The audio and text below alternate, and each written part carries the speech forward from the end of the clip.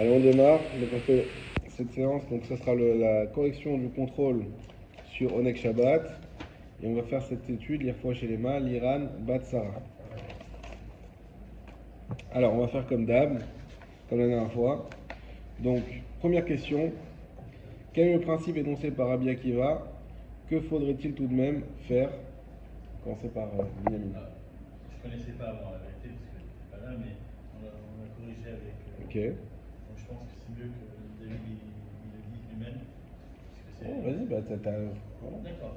En gros, Rabbi Akiva, il dit qu'il ne faut pas aider pour Shabbat. Il faut pas aider? Il ne faut pas aider quelqu'un qui a besoin pour Shabbat. Ah non. Non, pardon, excuse-moi. Il ne faut pas que la personne, elle demande à être aidée pour Shabbat. C'est pas encore ça, C'est pas ça ça. approche. C'est fait de ton Shabbat un jour profane et n'est pas besoin des autres. Voilà. Ça, c'est le principe. Mais on mange des pâtes, on mange des trucs simples, mais pas. C'est-à-dire diminuer ses dépenses la semaine pour pouvoir acheter un petit peu. Ça va dans le même sens. En d'autres termes, ce que dit Rabbi Akiva, c'est très important à retenir le principe. Rabbi Akiva, il ne veut pas qu'on se ruine sur Shabbat et qu'à cause de ça, on n'ait plus la possibilité d'être autonome le reste de la semaine. C'est-à-dire que si on a une autonomie financière qui est mise en jeu, il vaut mieux restreindre le Shabbat, contrairement à ce qu'on aurait pu se dire, ben non, on va compter sur la Emouna, et on va dire, voilà, moi je dépense, si j'ai combien sur mon compte? 100 euros, allez, je dépense, la prochaine paye c'est dans 10 jours, et ben c'est pas grave, je peux dépenser 100 euros sur le Shabbat, et puis on verra bien le reste. Non, il dit non, si tu restes 100 euros, il te reste 10 jours, c'est 10 euros par jour, Dieu préserve, et ben voilà, tu dépenses 10 euros pour le Shabbat, pas plus. Donc tu ne vas pas t'endetter au point où tu vas être dépendant des autres. Il ne faut pas passer, on a parlé de ça plusieurs fois, il y a une sorte de cap où tu peux être quelqu'un qui est peut-être dans une situation financière difficile, mais quand même tu arrives à dépendre que de toi. Et le cap où on est obligé, Dieu préserve, quelqu'un qui est obligé de tendre la main, et ben il ne faut pas dépasser cette ligne rouge à cause du Shabbat. C'est ça qu'il nous dit Rabbi Akiva. Mais tout de même, si on peut faire un petit quelque chose, on avait parlé des petites sardines, des petits poissons, voilà. Je ne me rappelle plus si c'était un tonneau de Véliaou, mais on avait vu que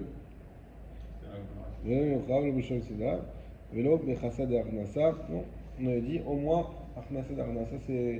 c'est des petits poissons. Si tu peux pas, alors rien du tout, c'est pas grave, mais au moins que tu restes indépendant financièrement. Donc c'est une vision plutôt pragmatique, on va dire, du Shabbat. Il a donné l'histoire des 4 coupes de vin à Pessah. Oui. Rabbi Akiva, il disait qu'il fallait. Ça, on l'a vu dans la Gemara. On a vu dans la Gemara que là-bas c'est différent parce qu'il y a Pirsum Anissa et qu'il fallait effectivement. Là, tu peux te faire aider par la caisse de communauté sur le fondement de Pirsum Anissa, en fait. Oui. Exactement. C'est même Rabbi Akiva, là-bas c'est sur Pirsum Anissa, en fait. Exactement. Ça c'est un petit plus. Ok. Yosef, deuxième question. La mitzvah de Onek Shabbat est-elle de la Torah ou des Chachamim? Citer les Sukkim sources. Là j'ai eu je me rappelle plus, ça fait longtemps que j'ai corrigé. Je me rappelle qu'il y a eu beaucoup d'erreurs là-dessus. Non, moi je suis pas sûr, j'ai mis de la Torah, mais. Alors, qu'est-ce que tu me dis, Yosef? Moi je dis marqué que l'essentiel est de la Torah, car Shabbat c'est appelé Kodesh. C'est-à-dire Okay. le 7e jour est un repos nommé saint dans le Pasuk. Et puis après,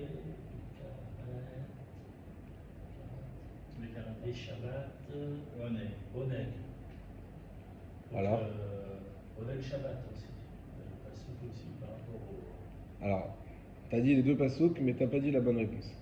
Le début, c'est parfait. Il y a écrit Uvayom Hashvi'i, Shabbat Shabbatan, Nikra Kodesh. Shabbat Shabbatan, Nikra Kodesh. Le Mishnah. Alors, tout ça, c'est dans le premier Mishnah Moura, si vous voulez retrouver la source. Nikra Kodesh. D'ailleurs, on peut le lire directement dans le Mishnah Moura. Iné. Tu nommeras Shabbat. Voilà. Iné, Ikar Mitzvah Onek Shabbat, dit Paresh Lanu, Al Yedei Nevi'im. Ou comment chez Neymar, Vekarata al Shabbat Onek. Vekarata al Shabbat Onek, pardon. Donc l'essentiel est déjà écrit dans le livre, Vekarata al Shabbat Onek, tu appelleras ton Shabbat un délice. Et alors, Yesh Poskim, chez Zviraleu, des Karo, Minatora. Alors, juste avant de continuer, comme c'est dans les Nevi'im, ça veut dire que c'est Midera Banan. Donc, Vekarata al Shabbat Onek, Vekarata Shabbat Oneg, c'est une source pour dire que les Nevi'im ont institué la mitzvah d'Oneg Shabbat, et donc qui est Midérabanan. Viesh Poskim, et à contrario, maintenant, il y en a qui pensent que quoi? Chez Svir al Odeka ou Minatora, qu'en réalité c'est Minatora, et non pas Midérabanan. Chez Shabbat ou Birklal Mikra Kodesh, comme tu as dit Yosef, parce que le Shabbat il s'appelle Kodesh. Chez Nehemar, voyez Vashi Shabbat Shabbatam, Mikra Kodesh.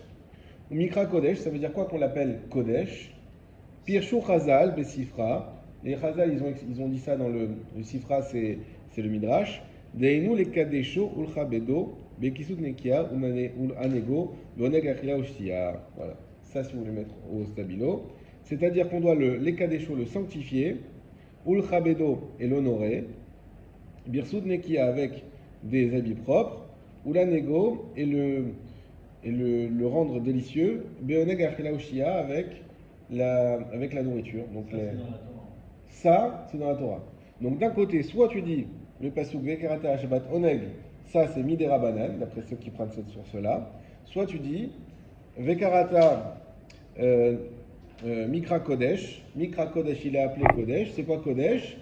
C'est-à-dire, la Torah nous demande on a déjà expliqué ça, cette notion que Kodesh, ça veut dire séparé. Ça veut dire à part. Donc il doit être à part des autres jours. Comment? Eh bien avec des beaux habits et une bonne nourriture. D'accord? Donc on a cette marloquette. Est-ce que c'est des Chachamim ou est-ce que c'est d'Oraïta? Il me semble que peu de gens ont parlé de la mitzvah des Chachamim. Donc c'est important de l'avoir en tête. Exactement. Alors troisième question, David, de quelle manière formalise-t-on le Oneg Shabbat détaillé? Alors, je vais porter un peu de réponse. On formalise Oneg Shabbat par deux choses. Le repas, effectivement, qui est le choix et qui est le dos. Pour le repas, j'avais parlé, moi, déjà, l'introduction qu'il existait la Seuda Boïkala, on en avait parlé, de goûter les plats, mais aussi de faire le pain et encore de préparer la mouliata, qui est en référence à la manne. Ça, c'était pour les repas. Mais si on parle de critères, j'avais relevé comment honorer par les repas, c'est avec un grand poisson, alors entier, j'imagine, des têtes grasses, donc c'est la viande grasse, et les épinards. On avait parlé de ça. Mais surtout, chacun avec son plaisir et son minag, le honnête, c'est le plaisir, donc pas de manger quelque chose qu'on n'aime pas, mais plutôt se faire plaisir dans le repas pour honorer le Shabbat. Ça, c'était pour le repas. Et pour les vêtements, j'avais parlé, donc avoir des vêtements propres, et notamment prendre soin de les laver dès le jeudi pour ne pas être perturbé le Shabbat, le vendredi, dans les préparatifs du Shabbat. Donc voilà, vêtements et... C'est presque parfait. Presque parfait. C'est très kavana, bien. Hein? Donc la kavana. Non, la kavana, c'est pas la question de maintenant, c'est une question après. Quelle manière formalise-t-on? Ça veut dire par quel acte on va faire le Oneg Shabbat. La kavana, on va parler après. Mais là, ce qui est très bien, ce qu'il a fait David et que peu de gens ont fait aussi, c'est de bien faire la distinction entre le Oneg Shabbat avec la nourriture et avec les vêtements. Ça, c'est important, comme on vient de le lire, ce sont les deux points principaux. On a beaucoup parlé de la nourriture parce que c'est plus varié, on va dire. Avec les vêtements, c'est facile, c'est uniquement les laver, mais il ne faut pas oublier qu'avec les vêtements aussi, ça se fait. Ce qui manquait uniquement dans la manière, et je le relève parce que c'est un point important, il y a des points, c'est pas grave s'il n'y avait pas de la viande grasse, vous n'avez pas mis d'épinards, ça c'est pas grave. Mais un point qui est très important aussi, c'est qu'on honore le Shabbat avec un troisième repas, avec Seuda Shishit. Ah oui, Ça c'est très important parce que Seuda Shishit, c'est quelque chose qu'on vit chaque Shabbat. Et pourquoi on fait Seuda Shishit? Pour Oneg Shabbat, pour montrer qu'on fait un repas en plus Shabbat. Et de cette manière... C'est intéressant parce que ça veut dire qu'on rajoute un repas, ce qui démontre bien qu'avant on parlait bien que de deux repas. Ah oui, tout à fait. On pensait à Bassar Khalab, les 6 heures, exactement. Un repas et à 3 repas. Exactement. On retrouve ça. Ok. Donc ça c'est bon. N'oubliez pas s'il y a des questions, bien sûr, sur chaque question, vous n'hésitez pas. Alors, Binyamin, quelles sont les récompenses de la Misa de Oneg Shabbat? Répondez en donnant des exemples issus de la Gemara et donnez les sources. Alors, les récompenses sont matérielles et spirituelles. Matériel, des exemples. Donc, dans le Shabbat, Yosef, qui sort du Shabbat, il restait les meilleurs aliments du Shabbat. Son voisin à qui on avait prédit qu'il perdrait tous ses biens à son profit, a vendu tous ses biens contre un gros diamant qu'il a caché dans son chapeau. Le vent a renversé le chapeau lors d'une traversée d'un fleuve et a été mangé par un beau poisson.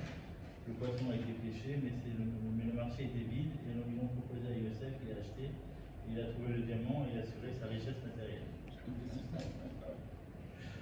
Deuxièmement, le boucher qui réservait ses meilleures pièces de viande pour Shabbat. Et qui Alors attends, juste excuse-moi, et la référence du coup? Ah, La Gemara Shabbat. Ouais. 16. Mara Shabbat, Kaf, Yud, Tet. Tef. Couche tête.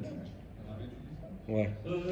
Normalement, vous l'avez sur le groupe, la référence. Deuxièmement, le Couche tête. boucher qui réservait ses meilleures pièces de viande pour Shabbat et qui s'est énormément enrichi, il disait tout appartient à Dieu. Razak. Ensuite, Et spirituel. la référence? Couche de tête Aussi, C'est quoi Razak. le boucher? En fait, quand il Il avait. était à part des belles bêtes. Alors, l'histoire, comment elle commence? Comment elle commence l'histoire, vous vous rappelez? Il était dans une grande table avec des serviteurs et des trucs en or. C'est ça, il y a un pape qui vient et qui lui pose la question. Il dit comment. Avec un invité, enfin c'est l'invité, il lui a posé la question comment tu as eu cette richesse. Et il Voilà. a expliqué. Donc il y avait une table, on avait dit, elle était tellement lourde, elle était en or massif, il fait 16 personnes. 16 personnes pour la porter. Il a dit, mais mon fils, comment t'es devenu aussi riche? Il lui a dit, bah moi je suis boucher en fait. Et comme vous avez dit, je réserve mes meilleures parties pour Shabbat. Alors on n'a pas non plus il manque une petite partie dans l'histoire, comment il est passé de boucher à une table en or comme ça, mais en tout cas il a dit, voilà, bah grâce à ça, j'ai reçu cette bracha. Donc ça c'est effectivement les deux exemples qu'on avait. Mais avant de continuer pour le côté spirituel, est-ce que tu peux nous dire aussi, Ça sauve aussi. parce qu'on a dit, quelles sont les récompenses et donner des exemples. Mais c'est quoi les récompenses du coup? Ça sauve des Alors, dans le premier cas, dans le premier cas, en fait, il était tellement, Yosef le Kishor, il était tellement habité par Shabbat toute la semaine que Dieu, il a récompensé et qu'il a acheté tout ce qu'il y avait de mieux, dans son argent, tout ce qu'il y avait de mieux dans la nourriture, et Dieu, il a récompensé avec cette histoire de diamant. Ok. Ça, c'est un. Et le boucher, en fait, c'est la même chose. C'est la même chose, ok. C'est le même. Donc la richesse. La richesse. Ok, d'accord. Les soucis. Et Continue. ceci, ça évite les problèmes gouvernementaux. Voilà. En effet, c'est Alors, c'est- Tiboun Malchouyot. Regardez, prenez-le, c'est bien aussi comme ça, on revoit dans les sources, comme ça vous pourrez vous en rappeler si vous oubliez. La ligne commence par Vifligou Chazal, c'est toujours le premier Mishnah Moura. C'est quelle page? La première page. Toute première page bête, et en fait c'est la page 1, qui commence toujours par bête, vous savez. Vifligou Chazal, le Mishnah Moura Aleph, 5-6 lignes après le début. Vifligou Chazal Meod Beizazo Ve'amou. Dechol Ame'aneg et Shabbat, Notimlo Nachala Ben Metzarim. Petit 1, Nachala Ben Metzarim, un héritage sans limite. Venitzol Mishiibun Malchuyot. Deuxièmement, comme ils ont dit David et Yosef, on est sauvé, Shibun Malchuyot, de tout ce qui est, de toutes les tracas qui peuvent être liés, voilà, à l'État et, et au gouvernement. Vezoche Avurze la Hashirut. Et 3, et il mérite grâce à ça la Hashirut.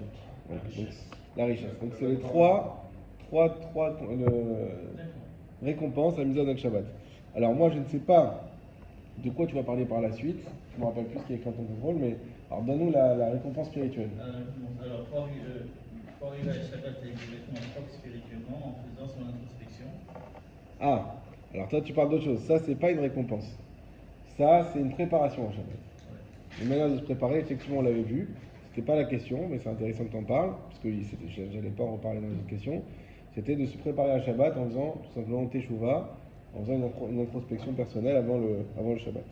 Et de cette manière, avoir, effectivement, de même que les habits sont propres, Toho Keboro, avoir une Neshama aussi Hazak Mor. En disant au revoir, c'est les fois de Shabbat. Alors ça encore, ça c'est une autre question. Zéhir Vol Shabbat, Ah oui, carrément, pardon.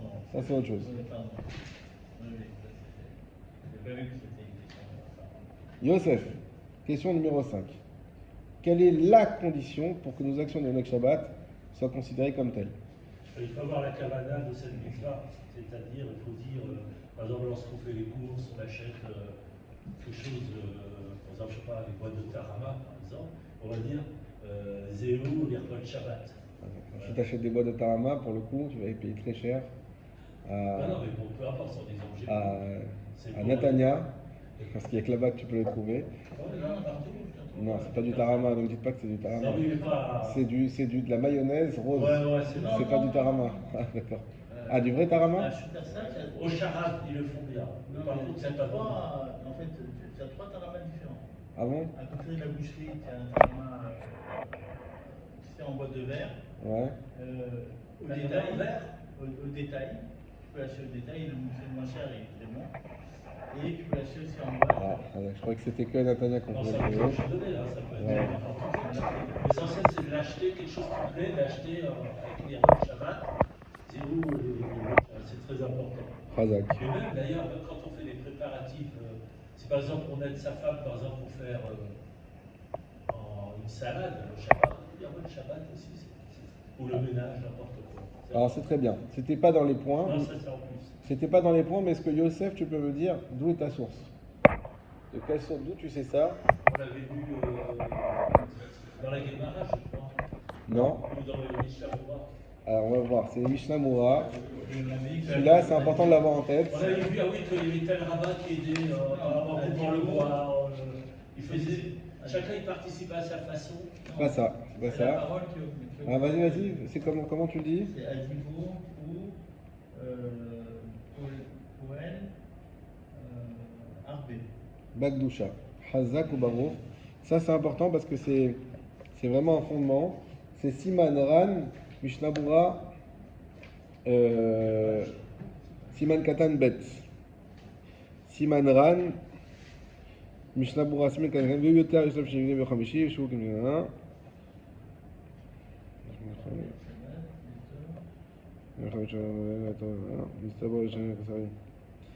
Attendez, Siman Ran, Yeshkim Boker. Siman Ran, Mishnah Moura, Siman Katan Bet. Voilà, c'est ça. Véhou, Mekavin de Shabbat. Véhou. Yoter, Tam, Yeshkim Biyam, Chamishi, Shukni.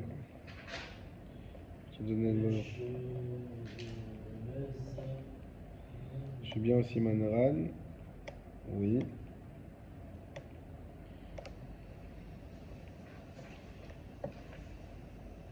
Un Han.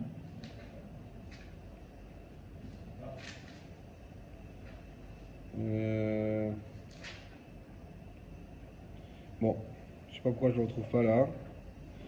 On va pas perdre de temps, je rechercherai après. Mais effectivement, la citation, c'est qui a dibour ou poel arbe bagdoucha. Parce que la parole, elle agit beaucoup sur la gdoucha. D'accord? Donc avoir toujours cette idée que la parole, elle agit sur la gdoucha. Sixième question. Est-on obligé de manger de la viande Shabbat? Pourquoi? Binyamin. Alors, c'est mieux de manger de la viande grasse, mais ce n'est pas une obligation comme à Yom Tov. Si quelqu'un n'aime pas, il mangera autre chose. Parfait. La citation qu'on avait, c'est dans Siman Ramav, à la fin du Mishnah Moura, le premier Mishnah Moura qu'on avait eu, qui dit Shabbat il est oneg nitan velo letzaer. On ne doit pas souffrir. Shabbat il est donné pour kiffer, pour profiter, non pas pour souffrir. Pour manger. Et donc effectivement, contrairement, il y en a ça qui l'a bien dit, contrairement à ce qui est écrit, je crois que c'est David, plus tard que le Shulchan Aruch lui-même il dit d'acheter de la viande et du vin et des friandises pour Shabbat, et ben malgré tout, ça c'est uniquement une recommandation pour ceux qui aiment. Et ceux qui n'aiment pas, ils ne sont pas obligés. C'est la règle générale. Voilà. Yosef, qu'ont de particulier les dépenses de Shabbat par rapport à la parnassa fixée à l'homme le jour de Rosh Hashanah? Quelles sont les autres dépenses concernées? La parnassa de l'homme est fixée à Rosh Hashanah en dehors des dépenses de Shabbat, des Yom Tov et de l'éducation des enfants. Exactement. C'est-à-dire, par exemple, si on dépense beaucoup Shabbat, Hachem il nous rajoute par rapport à la Excellent. Voilà, donc ça on avait bien vu. parnassa qui était fixée, parce que ça retrouve pas. Donc, toujours, c'est pour ça que j'ai commencé par Rabbi Akiva. D'abord, pragmatisme. Mais maintenant qu'on est dans notre... c'est ça qu'il faut retenir, parce que si quelqu'un se dit non mais c'est un contraire à ce qu'a dit Rabbi Akiva, parce qu'il a dit non, il faut faire attention, etc. Non. Tu prends selon tes moyens. Et si tu as les moyens, parce que même des fois quand on a les moyens, bah, je veux dire, je pense qu'on a tous à peu près les moyens de se dire je vais dépenser 500 € pour Shabbat. Et malgré tout, c'est quand même une somme importante pour chacun d'entre nous aussi. Donc est-ce qu'on est à 500 € près cette fois-ci? Peut-être pas, mais c'est énorme comme ça. Mais se dire, bah, j'ai un beau Shabbat, j'ai des invités, ça me coûte 500 €, est-ce que je vais avoir mal au cœur? Ou est-ce que je vais dire, ah, ouais, vas-y, Onek Shabbat, Lechot Shabbat? Et ben dans ce cas-là, vu que c'est quand même dans tes moyens, et ben tu peux quand même, ça veut pas dire que tu es obligé de le faire tous les Shabbats, mais tu peux le faire une fois, et ben n'aie pas de crainte, sache que Dieu il va te rajouter, et fais-le avec joie, et au contraire, ça va amener, comme on a vu juste avant, la bracha. Donc ça c'était pour les dépenses de Shabbat. 8. Pourquoi et quand est-il particulièrement? Alors David, Quelles sont les autres dépenses concernées dans la question 7? ouais, il l'a dit. Et nous, on fait les lectures. D'accord. Le Yom Tov et Shabbat. Ok. Et excusez-moi parce que j'ai pas entendu juste. L'éducation aux enfants. Non, au niveau de la viande et du vin, parce qu'apparemment il manquait quelque chose dans la réponse à la question 6. Oui. Alors on avait dit la viande malgré, alors ça que j'avais dit, comme tu l'as bien dit toi, je crois qu'il y a que toi qui l'a dit, on a plus loin le Shulchan Aroukh qui nous dit qu'il faut manger de la viande, du vin et des friandises. Malgré tout, ce n'est pas une obligation, c'est uniquement pour ceux qui aiment la viande et le vin. Et la citation qui est importante, Shabbat leoneg nitan velo letzahar. C'est ça que tu as rajouté. Donc Shabbat il a été donné pour profiter et non pas pour souffrir, et donc on mange chacun comme il veut. Et même si quelqu'un aime, on a dit par exemple des laitages, etc., il peut. La seule condition, et ça c'est, peut-être j'ai pas insisté dessus, mais c'est évident, c'est qu'on ne fait pas ça pour s'éviter de prendre du temps à faire manger, parce que c'est plus rapide de faire un gratin plutôt que de faire une dafina. Voilà. Le but c'est bien sûr que si on préfère la dafina, il faut faire la dafina, et voilà. Alors, question 8, là aussi je crois qu'il n'y a pas eu beaucoup de bonnes réponses. Alors, Pourquoi, alors David, ouais, tu vas t'y coller comme c'est... Pourquoi et quand est-il particulièrement recommandé de faire du pain maison pour Shabbat? moi, je lui ai recommandé de le faire à la veille de Shabbat, Ouais. en référence à Adam Arishon qui a été créé la veille de Shabbat et qui a fauté le même jour. Je vais Ça c'est bon. Et je sais pas, là tu as ajouté plus, et je peux dire, je sais pas, Kamocha, sa mère, pour la joie, pour être. L'Irvot Shabbat, je pense. C'est ça? C'est autre chose. Bah déjà, le pain, alors c'est pour ça, je sais que vous avez tous retenu l'histoire d'Adam Arishon, mais ça a été donné, c'est secondaire. Le principal du pain, c'est l'Irvot Shabbat. Voilà, c'est une grande mitzvah de faire de cuire du pain aussi le Shabbat. Bah, pourquoi c'est une grande mitzvah? Parce que c'est l'Irvot Shabbat. Voilà, et ça s'appelle le kavod au Shabbat. Exactement. Et n'oubliez pas qu'à l'époque, surtout, la plupart du temps, ils mangeaient du pain non juif, du pain du boulanger non juif. Donc même si c'est permis dans certaines conditions et qu'ils le faisaient de manière permise, malgré tout pour Shabbat, on honorait le Shabbat avec du pain juif et donc fait par la maîtresse de maison.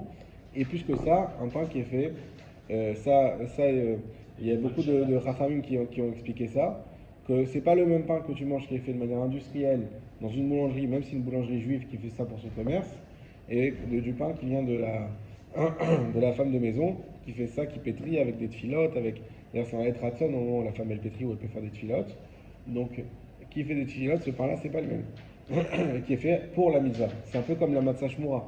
Quand la matzah elle est faite pour la mitzvah, là c'est un pain, on peut dire shmura, qui est fait pour la mitzvah aussi, lechem shamour, qui est fait pour la mitzvah. Maintenant, ça c'était la première condition essentielle. La deuxième, c'est la première réponse, pardon. La deuxième réponse, effectivement, on avait vu que, alors c'est pas qu'on fait le pain parce que le pain c'est l'homme, mais on fait du pain pour être dans une situation de faire Afrashat Chala. Et c'est la Afrashat Chala qui fait référence à Adam Arishon, qui est lui aussi une Afrashat Chala de la terre. Et on avait expliqué que comme lui, il a, on va dire, je trouve pas le mot. Il a perdu la... Il a fait perdre le monde, il a abîmé. Il a abîmé le monde parce qu'il a fait le même jour la faute. Alors nous, on fait son tikkun en faisant cet afrachat là. Ok. 9. Il y a des questions? Non, ça va. 9. Binyamin. A-t-on le droit? Ouais. A-t-on le droit de voyager vendredi si oui, il y a plus de restrictions. Alors, d'après le Shulchan Aroukh, moins de 3 par sot, c'est-à-dire à peu près 11 km, avant Chatzot, deuxième condition. D'après la Mishnah, pour 8 moyens de locomotion, on peut voyager. Alors c'est quoi ça avant Chatzot? C'est quoi ça avant Chatzot? C'est de passer à pied à une vitesse moyenne. Attends, Youssef, 2 minutes avant la suite. Même de Parce que je me rappelle de ton avoir Khatsot, mais il me semble qu'il n'y a pas. Le Shulchan Aruch, il parle tout court, de ne pas se déplacer. Déjà, si c'est avant Khatsot, encore plus forte raison après Khatsot. Pas plus que 3 personnes. Donc, non pas plus que 3 personnes tout court. Jusqu'à Khatsot. Oui. Donc si je vais arrêter jusqu'à Khatsot. Alors attends, je vais voir si c'est pas. Je vais voir tout de suite la référence.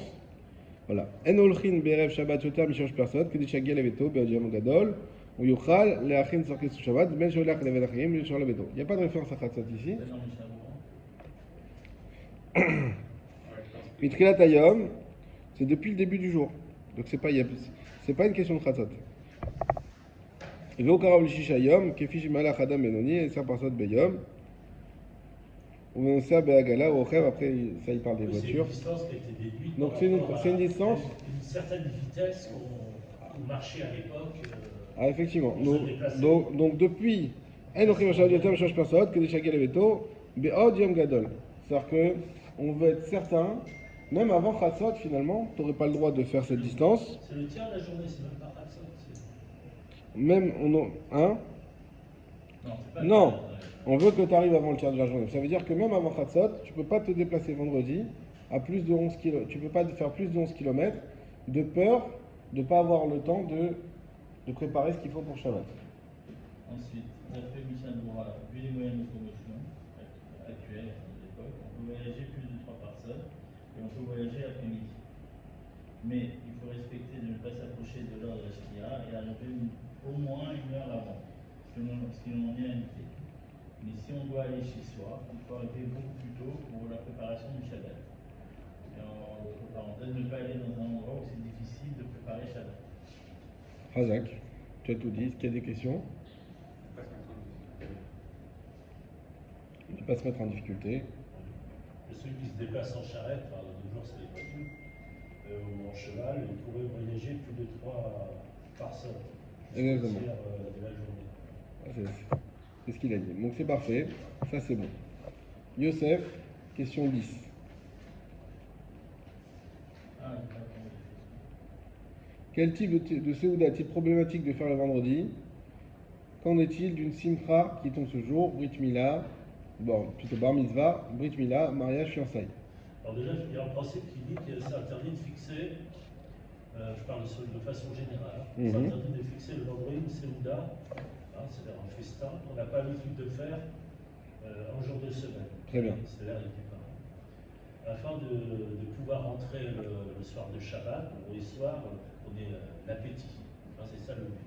En même temps, en ce qui concerne, il y a des exceptions, en ce qui concerne par exemple une Brit Mila appliquée la veille, en sachant que ça tombe le jour même, c'est pas un truc qui est reporté. C'est pas reporté. C'est la Seouda du jour même, par une Brit Mila ou appliquée la veille, ça sera permis à ce moment-là de le faire, mais à une condition qu'on le fasse un peu plus tôt. Donc, toujours dans le but d'avoir l'appétit du vendredi. Et on avait vu aussi le cas des fiançailles. Alors, c'est pareil, si les fiançailles ont eu lieu dans la semaine, donc le vendredi, c'est pas bien de le faire. Par contre, si c'est le jour même, à ce moment-là, c'est permis.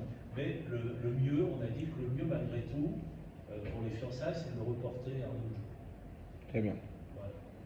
Alors tu as oublié, ce que tu as dit c'est très bien, mais Samedi ou le dimanche. tu as oublié un autre point qui était quand même important. C'est quoi? C'est qu'en fait, on ne refuse pas des fiançailles parce que c'est vendredi, de peur que la fiancée soit fiancée à un autre homme Nahon. le dimanche. Nahon, très bien, mais c'est pas ça que je Non, mais ça, pensais. on parle du repas, pas des fiançailles lui-même. Oui, mais pourquoi il n'y a pas d'obligation à faire un repas. N'oubliez pas la question. La question, on a dit quel type de Seouda est-il problématique de faire le vendredi? Un repas habituel. Première réponse qu'a donnée Yosef très bien avec le principe et tout, un repas inhabituel. Mais c'est pas que ça. Ça aide du temps. Prenez le Shulchan Aruch, Siman Resh, même tête. Ah oui, sauf si on a l'habitude. La personne qui a l'habitude de manger beaucoup en semaine, c'est pas grave parce que c'est une habitude. Nahon, donc c'est inclus dans ton principe aussi. Mais il y a aussi autre chose. Alors on va le lire ensemble. Donc le Saïf Bet. Assour Likboa, Siman Resh, même tête, Saïf Bet. La page Yud Dalet, normalement, si on a la même édition. 14. Yudalet? Yud Dalet. Ça va être très long.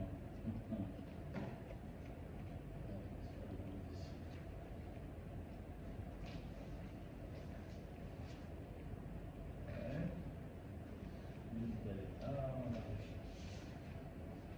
Yudalet, Yudalet. Voilà.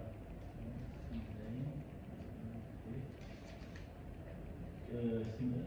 C'est Yves, c'est ça? Saïvet, Assour Ligboa. Ah, Yudalet,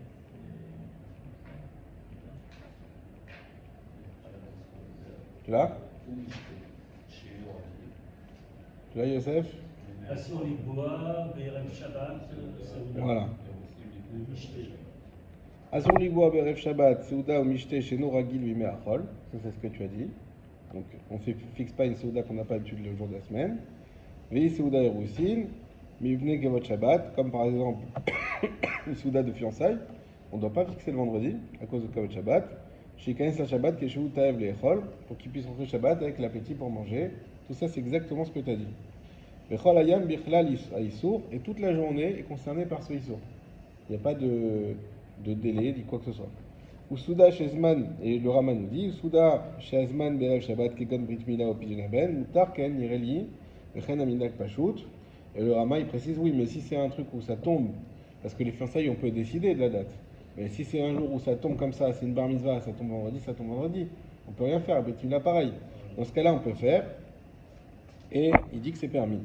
Velechol Velishtot, et c'est cette deuxième partie que vous avez oubliée, Blik Viut Seuda, Afilou Seuda Sharagil Babachol, et ce qui est de manger, même sans Viut Seuda, Afilou Seuda Sharagil Babachol, même une Seuda qu'on a l'habitude de manger. Donc là, on a dit une Seuda qu'on n'a pas l'habitude, c'est interdit. Mais même une Seuda qu'on a l'habitude, il y a des restrictions. Kol la yomutar la tril minadin, d'après le din, on peut faire ça toute la journée. Aval mitzvah leimana milkboa Seuda, mais c'est une mitzvah de s'empêcher de commencer une Seuda. Chez Naoukba Bechol, même si on a l'habitude de manger ce type de Seuda, Mité Chacha, tout voilà, à partir de la 9e heure. Il faut se restreindre. À partir de la 9e heure. C'est-à-dire que quand c'est sans motzi, il n'y a aucun problème. Alors, si on va dans l'échelle, premièrement, si c'est une Seuda, on va dire un festin, on n'a pas l'habitude, ça, toute la journée, c'est interdit. Sauf si c'est une Seuda qui tombe dans son moment. Deuxièmement, si c'est une Seuda avec du pain, dans ce cas-là, ça ne sera pas interdit dans la journée de vendredi, c'est permis. Une Seuda avec du pain qu'on a l'habitude, mais il faudra s'en empêcher à ne pas commencer une Seuda comme ça à partir de la 9e heure.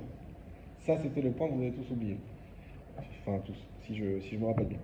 Et le dernier point, c'est une Seuda sans pain et qui est une petite Seuda, et ça, il n'y a aucune restriction. On peut me prendre même juste avant.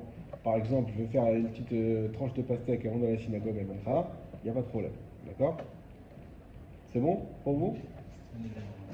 Donc ne pas oublier cette restriction de ne pas manger de Seuda avec du pain à partir de la 9e heure.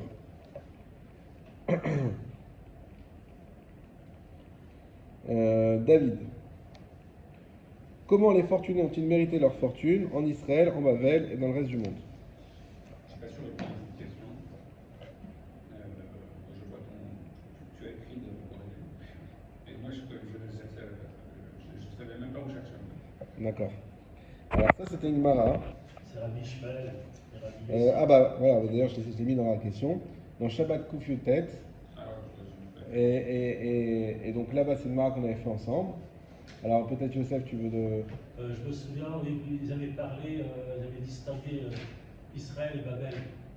On avait dit Alors, Israël, Israël, Babel et reste du monde. Alors en Israël, il y a toutes les mitzvot qui sont faites de la terre. Donc en Israël, c'est en faisant le maaser. Très bien. Voilà. Par contre, en dehors d'Israël, c'est-à-dire à Babel, parce que les Juifs étaient à Babel à l'époque, on ne pouvait pas faire le maaser parce que c'est voilà. Donc qu'est-ce qu'ils faisaient? Donc ils faisaient kavod à la Torah. Ils ont envoyé les Chachamim. Voilà, les Chachamim. Et dans le reste du monde, c'était en Shabbat. Exactement. Onek Shabbat. Voilà, donc ça rejoint ce qu'on a dit au début, que Onek Shabbat, ça a cette force d'être lié à la Shirout. Donc on a dit Israël, Maaser, Bavel, Kevod à Torah, et Khus Laaretz, Oneg Shabbat. 12. Il y a une loi commune à la veille de Shabbat, ça aussi il y a eu, c'était un peu balagan, C'est facile. et la veille de Pessah, laquelle était, quelle différence entre les deux? J'avoue que c'était pas très facile, mais si on retournait à la Gemara, donc c'était dans Psachim, page euh, j'ai oublié la page, je vous la redonnerai, mais c'est une Gemara qu'on a fait, je crois que c'était Noun Amoudbet. Qu'est-ce qu'on avait vu dans cette Gemara là, vous vous rappelez? Oui. En fait, il ne fallait pas travailler l'après-midi du 14 Nissan. Il n'y a pas de bracha. Mais à cause du Corban Il n'y Pessah. a pas de bracha? Non, Ouais. enfin, oui. Alors, Parce qu'il y a les deux il choses. y a des étapes avant d'arriver là. Il y avait le Corban Pessah. Oui, Donc c'est presque un gâteau. exactement. Midi. Et il fallait préparer le Seder, qui est long, qui était long à préparer. Donc les conséquences de la transgression, c'est des coups de fouet. D'accord. Ça t'a marqué, hein. C'est Ouais. le cas de le dire. En fait, plus aucun profit de son travail.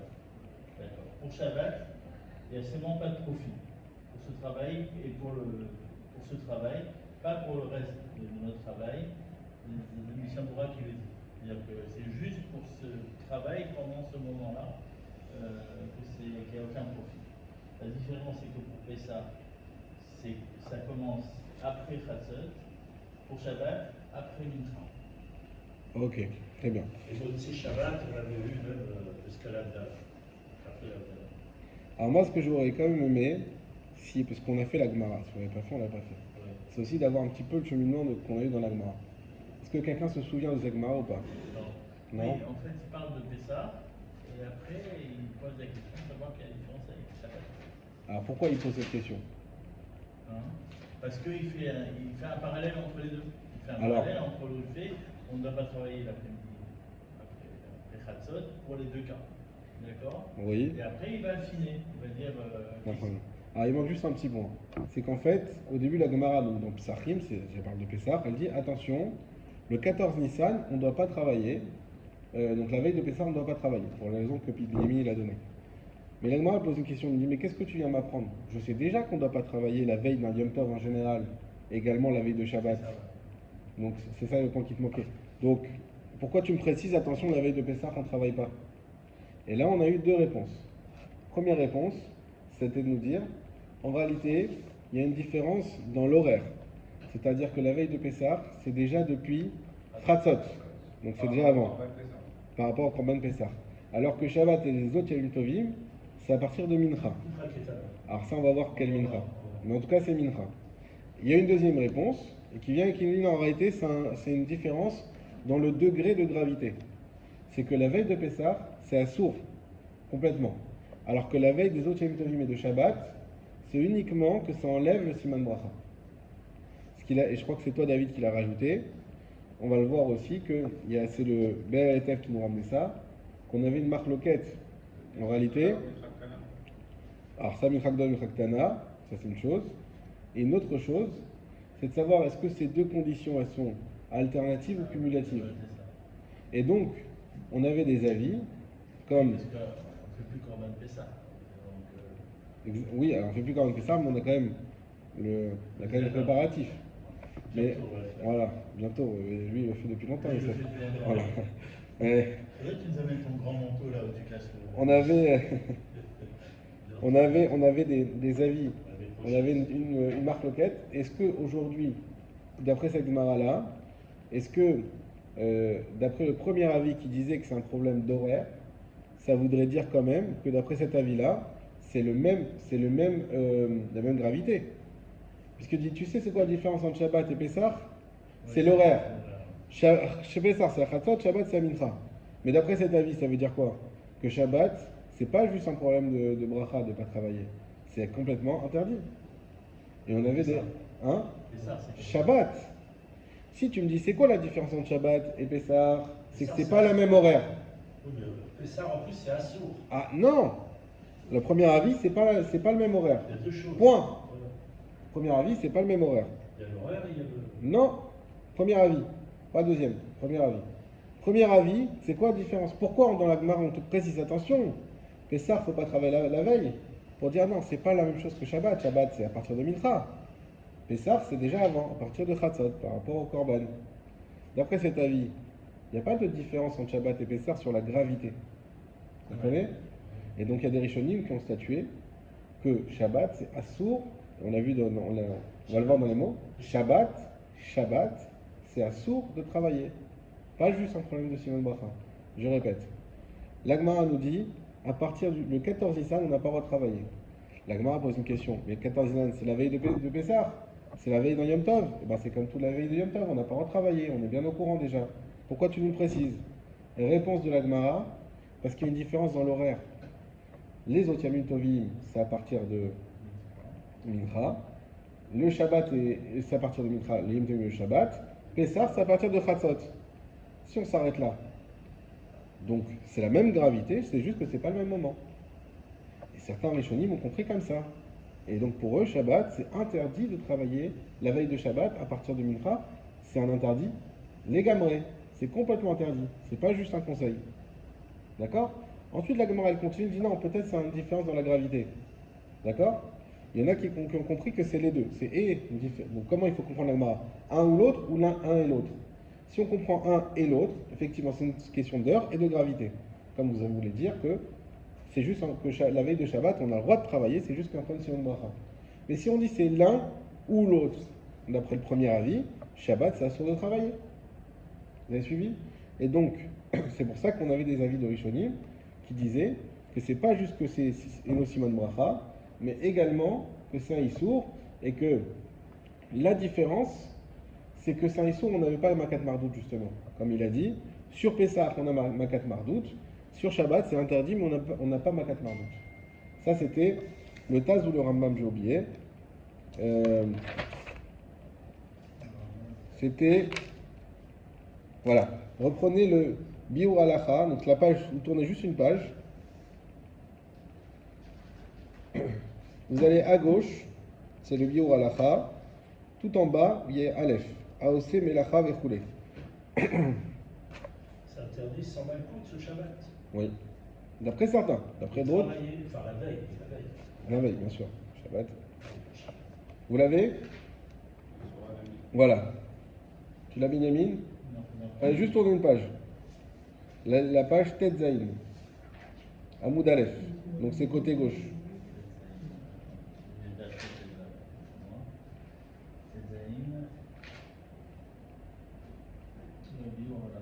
Amoud Aleph, c'est mauvais côté, c'est côté gauche. Voilà. Aosé Melacha. Veisura Namid Bazé. Alors, dans le Shulchan Aruch, en haut, on dit Aosé Melacha Be'er Shabbat, Minamincha Ul Mala. Et là, il nous dit Veisura Namid Bazé. Mais il y a aussi un interdit dans ça.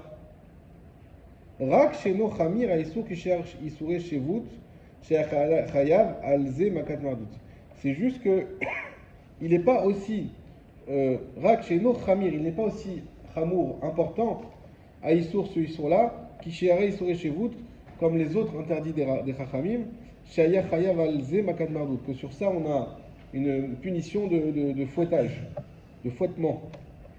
Ken Ita Berambam, Perekret, Milchot Shem Tov.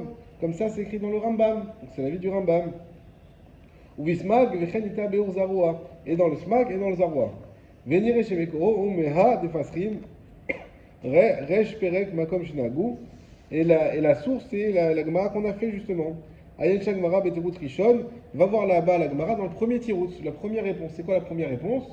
Que c'est une question d'horaire, de délai. Mais pas une question de savoir ce que c'est assour ou pas assour. Les Terous Sheni d'Igmara, et même d'après le deuxième Tirous, d'après la deuxième réponse qui disait que c'est une question, la différence entre Shabbat et Pessah, c'est une différence de valeur. Urak DN Meshametin Auto Avalisura Yesh. C'est juste que on ne le fera pas, mais il y a quand même un Issour. Kilama la nous la Shvot Fluktam Benaterutzim. Vechen Mashma Beran, Resh Perekanal, Ayen Sham. Voir les vous préfigurez. Veine Ataz, et on finira sur ça, sur cet avis-là. Veine Ataz, et voici que Taz Katav, des En Bo Issour, qu'il n'y a pas de Issour, Rak, des En Bo Siman Bracha. Donc vous voyez la différence entre Rambam et tous ceux qu'on a cités avec lui, et le Taz. Le Rambam qui dit qu'il y a un Issour quand même, et même d'après la Gemara, d'après le deuxième Tirout, c'est juste que dans le cas de Shabbat, il n'y a pas de Malkout, il n'y a pas de Makat Mardout, donc il y a un Issour quand même. Et le Taz, il dit non, il n'y a pas de Issour, c'est uniquement que nous, Roi Siman Bracha. Donc c'est aussi important d'avoir ça en tête. Pourquoi? Parce que c'est pas la même importance de savoir qu'il y a le Rambam quand même qui disent que c'est un vrai Issour. Donc ça, c'était quelle différence entre les deux? Voilà. Donc on a répondu à la question. Tu avais quelque chose à ajouter, Youssef? Non, il y avait il fallait bien distinguer les deux façons de voir les choses. Alors, ensuite, c'est mal imprimé chez moi. Vous pouvez lire la question 13. Qu'apprend-on du Passouk?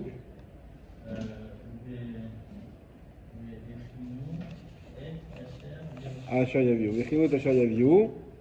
Alors, qui veut répondre à ça? C'est pas grave, moi je veux dire. Vas-y. Donc, c'est-à-dire qu'ils ont préparé et c'est qu'ils ont amené. Oui. Donc, en fait, on parle de la manne. Hein. C'est-à-dire que, en parlant de la manne, les Bnei Israël, ils ramassaient tôt la manne le matin, très tôt le matin. Et donc, ils se levaient très tôt pour préparer la manne. Et donc, Pour préparer la manne? Pour la ramasser. Pour ramasser. Voilà. Donc, on fait en parallélisme par rapport à Shabbat. Oui, c'est pareil. Voilà, le Shabbat, on doit également se lever très tôt pour pouvoir également préparer tous les besoins de Shabbat. Parfait. Voilà. Et de là, c'est pas obligé de le dire dans la question, mais puisqu'on en parle, on avait vu que par exemple, par exception, on avait le droit de faire les courses avant la tefila. Oui, on a vu ça. Voilà, si on sait que ça peut être juste, comme c'est souvent le cas, des fois tout est raflé le matin. Voilà, exactement. Donc, voilà. Donc là, l'importance de faire les choses tôt pour la préparation du Shabbat. Question 14. À partir de quand nous devons nous arrêter de travailler le vendredi? Est-ce vraiment un interdit? Donc là, on va pouvoir développer ce qu'on a vu juste avant dans la halakha. Qui veut répondre? Dans Shabbat, on s'arrête de travailler après le Mikra. D'accord. La Khumra, c'est le Mikra de là, à 6h30 après le Metz. Et le Kal, c'est Mikra Ktana, c'est 9h30 après le Metz. Le Mishnah Bora conclut qu'il n'y aura aucun dommage pour celui qui s'arrête à Mikra Ktana. Ce n'est pas un interdit, on ne profite pas du salaire de ce travail, pas de conséquences sur le travail de la semaine. C'est juste qu'on ne profite pas en fait. C'est pas interdit, mais on ne profite pas. Il n'y a aucun profit de ce travail-là. Après. Alors très bien. Donc Alors, en là. même temps, oui, il y avait des cas particuliers, vous l'avez vu. Ah, ça c'est pas encore maintenant. Ça c'est la question qui suit. C'est la question qui suit. C'est la question qui suit. Mais juste avant, donc c'est là où j'aurais aimé de dire est-ce que c'est un véritable. Donc j'ai dit est-ce un véritable interdit? Là il fallait ramener la marloquette, dire comme on vient de voir entre le Rambam et le Taz. D'après le Rambam c'est un véritable interdit. D'après le Taz non.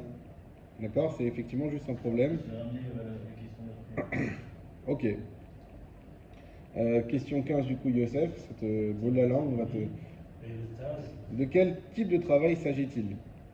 alors, c'est un travail non commercial, Ok, ça, c'est important, et non salarié aussi, et non habituel, ok, le vendredi, et non fait de façon exceptionnelle aussi.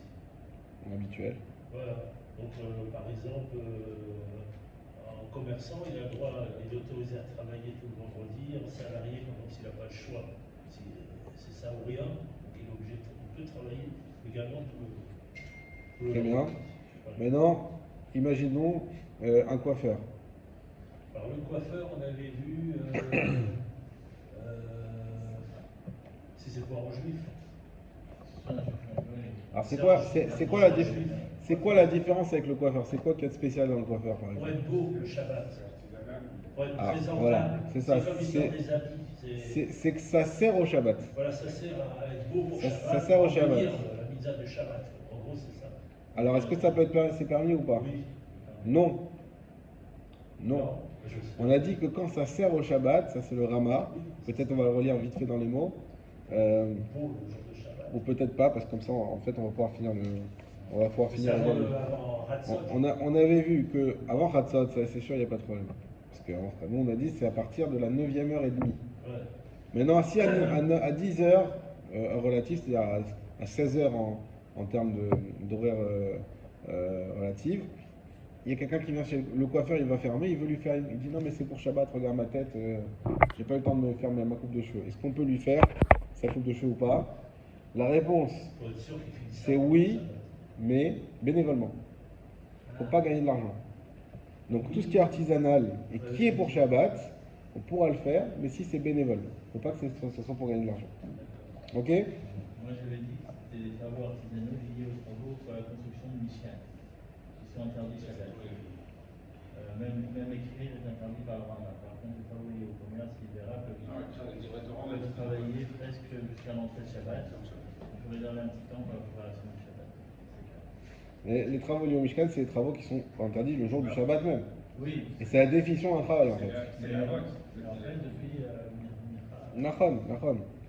Ça c'est sûr. C'est ce qu'on appelle Oui, arranger même les vêtements. Si c'est pas payé. Enfin, pareil, l'argent et les vêtements, on a dit, si c'est bénévole, si c'est des vêtements pour Shabbat et que c'est bénévole, c'est permis. Mais sinon, non. Mais pas les 39 travaux qui ont interdit la veille du Shabbat. Ce qu'on appelle un travail en fait. Les 39 travaux, Mais la faute, tu oui. peux pas faire un Shabbat. On s'interdit pas les mêmes restrictions de Shabbat que. Non, c'est pas les mêmes restrictions. Ce ne sont pas les mêmes restrictions parce que, par exemple, parce qu'il y a toutes les exceptions. Il y a le commerce, il y a si c'est nécessaire pour Shabbat, et si c'est bénévole. On a vu tout ça. Mais sinon, dans le principe, oui. Dans le principe, oui. 16. Donc, bonus. Celui-là, je crois que vous avez bien répondu. Pourquoi manger Shabbat de la pastida en souvenir de la manne? Ah non, ça, personne n'a bien répondu, pardon. Je crois qu'il n'y a personne qui n'a bien répondu. Si, toi? Pourquoi manger de la pastida en souvenir de la manne alors qu'elle ne tombait pas le Shabbat? alors c'est lié à la manne. Quand elle est cueillie, elle était protégée à ses devoirs. Elle ne tombait pas le Shabbat. Ça transforme en une pestida. Une controverse dit que la manne ne devrait pas rappeler le Ça, je me Shabbat souviens. parce qu'elle était cueillie le 6e jour pour Shabbat et que les Juifs ont été Mechal Shabbat le lendemain. On voulait cueillir la manne. Mais le Biur Halacha dit que c'est pour le futur, lorsqu'on mange Ouais, c'est ça. de la manne, après on mangera C'est la manne du futur. Voilà. Voilà. Donc ce n'est pas une référence à la manne qui tombait dans le désert, mais à celle qu'on mangera lors du Shabbat de Mashiach. Et d'ailleurs, voilà. Et d'ailleurs, le Mishnah Berurah nous dit, mais tout en fait est fonction du Shabbat, la Lavo. Comme on avait vu qu'il y a le vin, qui sera gardé pour les Chachamim, un vieux vin magnifique pour la Lavo, c'est pour ça qu'on prend du vin. La manne, donc le pain. On avait vu la viande, c'est ce célèbre taureau qui sera énorme, et le shor, comment ils l'ont appelé? Hein, le shorabar. Le shorabar. Le shorabar qui fera un combat contre le Léviathan, qui lui symbolise le poisson. Voilà. Et donc le Mishnah Berurah a ramené tout ça pour nous dire, en réalité, tout ça c'est lié à la de Lavo, et donc ça a une importance bien plus grande. Voilà. Mais c'était pas juste qu'il fallait pas juste dire la manne parce que la manne elle tombe vendredi. C'est justement la question. La manne elle tombe vendredi, mais elle tombait pas samedi. Si elle tombe pas samedi, alors pourquoi tu me fais une référence à la manne le Shabbat? C'est pas normal. Parce que c'est au Shabbat de la Lavo où on mangera de la manne. Ça, je crois que vous avez tous à peu près bien répondu. Donc deuxième bonus, expliquer le cas de Yesh Zariz V.